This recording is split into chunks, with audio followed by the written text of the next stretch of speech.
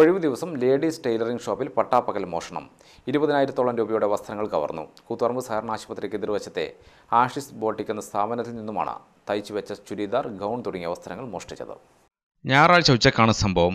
സ്ഥാപനത്തിന്റെ പിറകുവശത്തെ വാതിൽ തകർത്താണ് മോഷ്ടാവ് അകത്തുകടന്നത്. ഒഴിവു ദിവസമായതിനാൽ സ്ഥാപനം തുറന്നിരുന്നില്ല.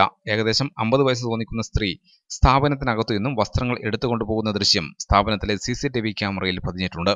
ഉടമ M. ഷാനിബിയുടെ പരാതി പ്രകാരം കൂത്തുപറമ്പ് പോലീസ് സ്ഥലത്തെത്തി പരിശോധന നടത്തി. ശനിയാഴ്ച കടയടച്ച് പോയിരുന്നു.